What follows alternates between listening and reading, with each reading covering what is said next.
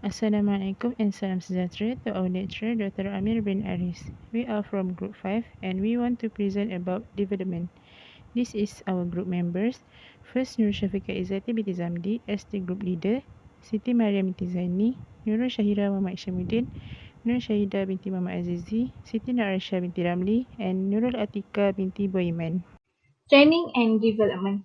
Training is a planned effort by a company to facilitate learning of job-related competencies, knowledge, skills, and behavior by employees, while the development refers to formal education, job experience, relationship, and assessment of personality and abilities that help employees prepare for the future. Nowadays, many companies consider training one part of a large emphasis on continuous learning. Continuous learning refers to a learning system that requires employees to understand their entire work system. Employees are expected to acquire new skills and apply them on the job, then share what they have learned with other employees. The goals of training is for employees to master the knowledge, skills, and behavior emphasized in training and apply them to their day-to-day activities. Traditionally, companies have realized formal training through a course, program, or event to teach employees the knowledge, skills, and behavior they need to successfully perform their jobs.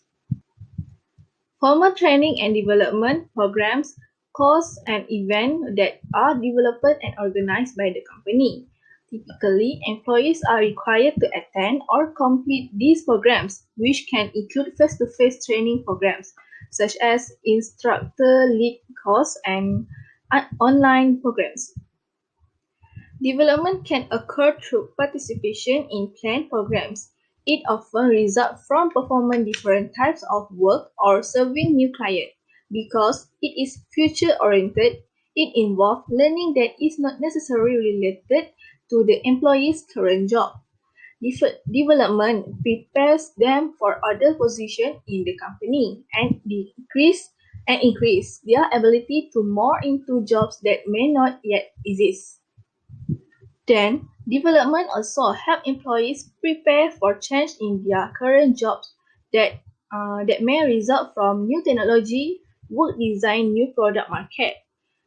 And development is especially critical for talent management, particularly for senior managers and employees with leadership potential. Next is informal learning. Informal learning refers to learning that is learner-initiated, involve action and doing is motivated by an intent to develop and does not occur in a formal learning setting. Informal learning occurs without an instructor and timing are controlled by the employee. It occurs on an as-needed basis and may involve an employee's learning alone or through face-to-face or technology-aided social interaction. Then informal learning can occur through many different ways, including casual unplanned interaction with peers, email, informal mentoring, or company-developed or publicly available social networking websites such as Twitter and Facebook. So both formal training and informal learning contribute to the development of integrable assets, but especially human capital. One reason why informal learning may be especially important that is may lead to the effective development to tacit knowledge with explicit knowledge. Explicit knowledge refer to knowledge that is well documented, easily or articulate, and easily transferred from person to person. While the tacit knowledge refer to personal knowledge based on individual experience that make it difficult to quantify. Today, I want to present about the need assessment process. The need assessment process is divided into three. First, organizational analysis. Second, person analysis. And third, task analysis. Organizational analysis is determining the business operations of training given the company's business strategy, its resources available for training, and support by managers and peers for training activities. Person analysis, determining whether performance deficiencies result from a lack of knowledge, skills, and ability, training issues, of from a motivational or work design problem. Identifying who needs training and determining employees' readiness for training. Task analysis, identifying the important tasks and knowledge, skills, and behaviors that need to be emphasized in training for employees to complete their tasks. In practice, organizational analysis, person analysis, and task analysis are usually not conducted in any specific order. Second, ensuring employees' readiness for training, attitudes and motivation to learn, and positive work environment. Second, ensuring employees' readiness for training, attitudes and motivation to learn, and supportive work environment. The second step in the training design process is to evaluate whether employees are ready for training.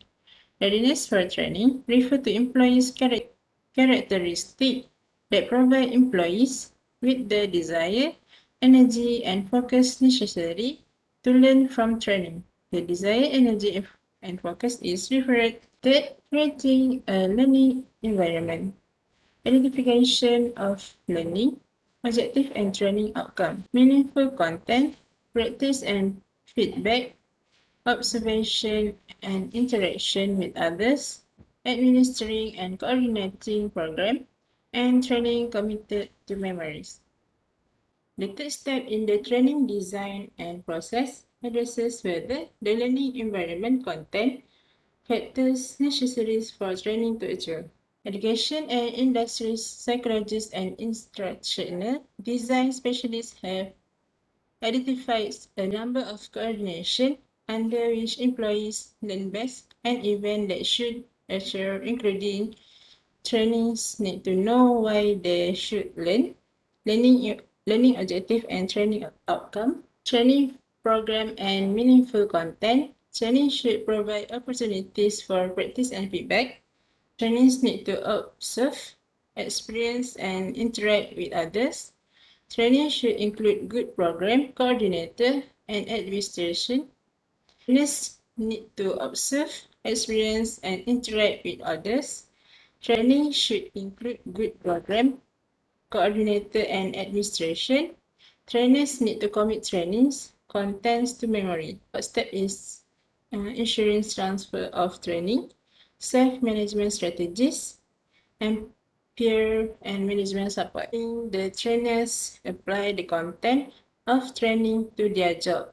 The rigorous support from managers and peers for the use of training content on the job, as well as getting the employees to understand how to take personal responsibility for skill environment. Thus, the condition that facilitates transfer of learning in a training program should be planned before training takes place. Outcome result from a needs assessment. Needs assessment show who need training and what trainers need to learn, including the tasks in which they need to be trained, plus knowledge, skill, behavior, or other job requirement.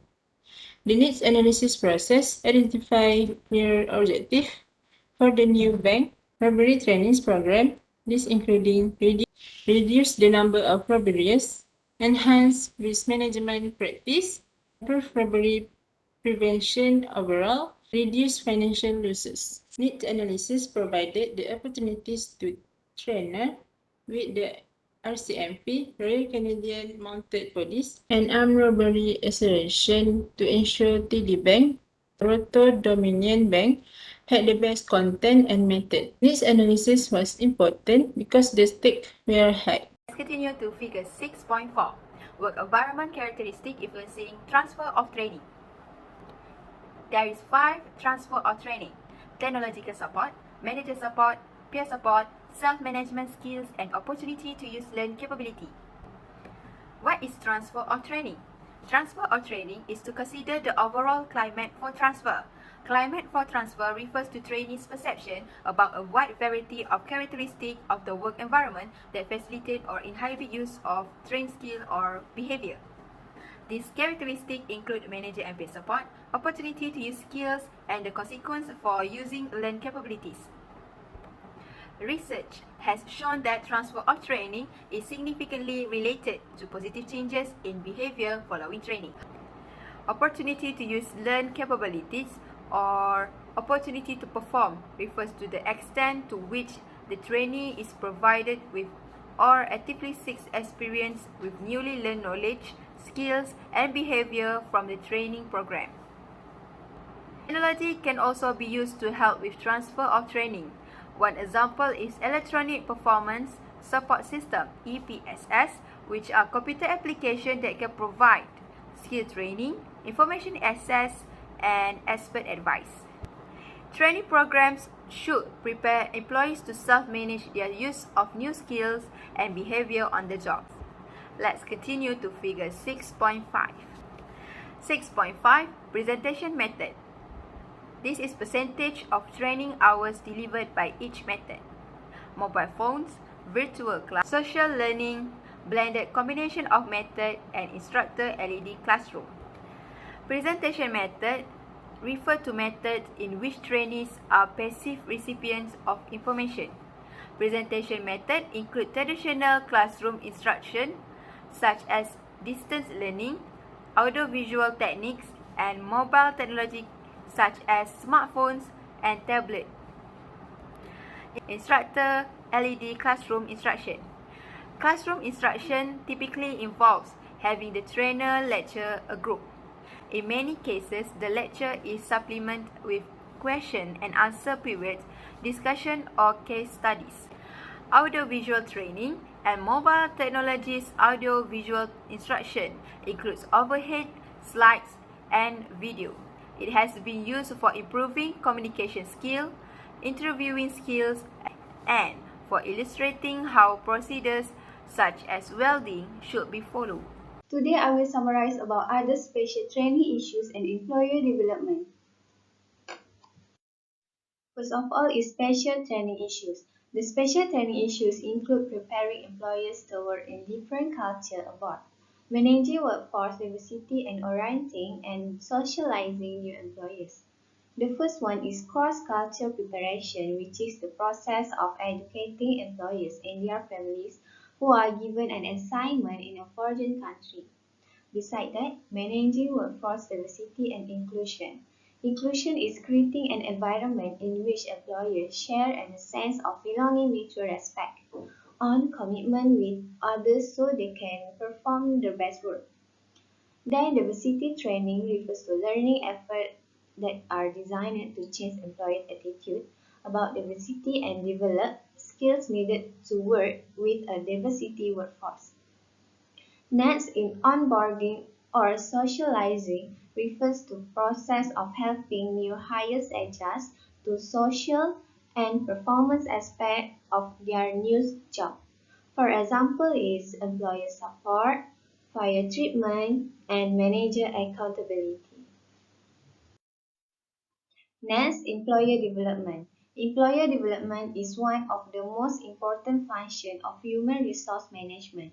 Employer development means to develop the ability of an individual employers and organization as a whole so. Hence, employer development consists of individual or employers and overall growth of the employers as when employer of the organization would develop their organization. The challenges in employer development is organization culture, attitude of top management, and limited opportunities of promotion. Lastly, the developmental activities is coaching, developmental appraisal, and competitive advantage. Today, I would like to present two types of objective. Firstly, development planning system, and secondly, approach to employee development. We go through to the first objective first, development planning system. Okay, for the first point, Self-assessment. Self-assessment is about to the use of information by employees to determine their career interests, value, aptitude, and behavioral tendencies. And secondly, reality check. Reality check is about information employees receive about how the company evaluate their skills and knowledge. Uh, for the third point, goal settings. Goal setting is about process of employees developing short and long term career objective. And for the last point, action planning. Action planning is about employees complete an action plan to determine how they will achieve their short and long term career goals. Okay, for the first point, self-assessment, firstly, we go through employees' responsibility, identify opportunities and need to improve. Company responsibility, provide assessment information to identify strengths, weaknesses, interests, and values. Okay, for the reality check, um, employee responsibility is identify what needs are realistic to develop, and company responsibilities, they will communicate performance evaluation where employees fits in long range plans of the company, change in industry, profession and workplace. Okay, for the third point, goal setting. Employees' responsibilities, they will identify goals and method to determine goal progress. Company responsibilities ensure that goal is specific, challenging, and attainable. Commit to help employees reach the goal. And for the last point, action planning, employees' responsibility, they will identify step and timetable to reach the goals. And for the company responsibility, they will identify resources employees need to reach goal, including cost, work experience, and real relationship. Okay, we go through the second objective, approach to employee development. This is 4 ways to develop employees. Firstly, assessment. Secondly, job experience. Thirdly, interpersonal relationship. And for the last one, formal education. Okay, for the formal education, is about formal education program include of site and on-site programs. This program may involve lecture by business expert, business game and simulations, adventure learning, and meeting with customer. Many companies rely primarily on in-house development programs offered by training and development centers of corporate universities rather than sending employees to programs offered by public university. So, this company rely on in-house program because they can be tied directly to business needs and can be easily evaluate using company metric and can get senior level method involved. Assessment and job experience. Assessment is collecting information and providing feedback to employees about their behavior, communication, style, or skill. Assessments are used for several reasons.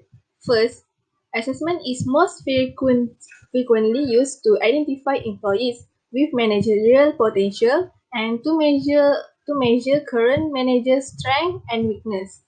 Second, assessment also used to identify managers with the potential to move into higher level executive position, and it can be used with work teams to identify the strength and weakness of individual team member and the decision process uh, or communication styles that inhibit the team's productivity. Lastly, assessment can help employees understand their tendencies, needs, types of work environment they prefer, and style, the type of work they might prefer to do. This information, along with the performance evaluation they receive from the company, can help employees decide what type of development goals might be most appropriate for them. Job experience. The employee development occurs through job experience, such as relationship, problems, demand, tasks, or other features that employees face in their job. How job experience are used for employee development? First, enlarging the current job.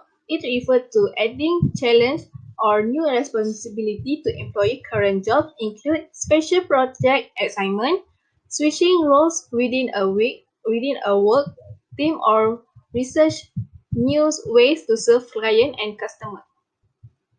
Next is job rotation. Job rotation is given employees a series of job assignments in various function areas of the company or movement among jobs in a single functional area or department.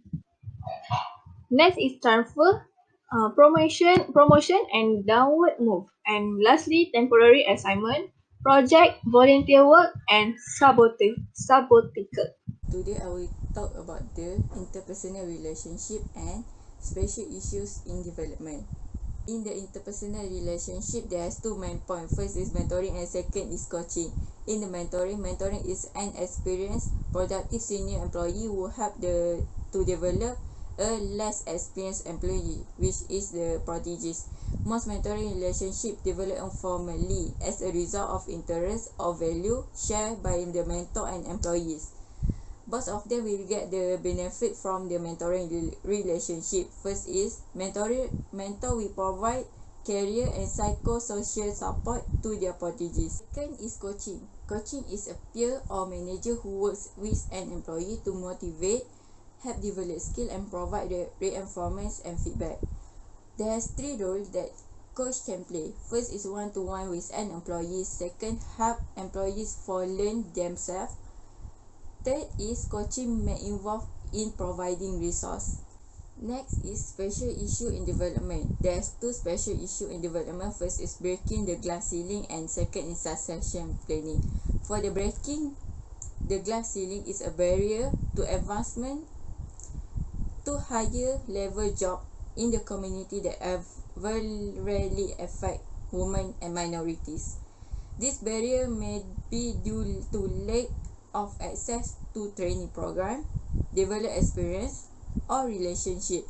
There are few factors that contribute to the development of the glass ceiling, which is gender bias and sexual harassment. Second is succession planning. It's a process to identify and tracking the high potential employee who are capable of moving into different position in the company, resulting from planned or unplanned job opening due to turnover, promotion or business goals. This will help organization in different way. First is require senior management to systematically review leadership talent in company, and second, ensure that top level managerial talent is available.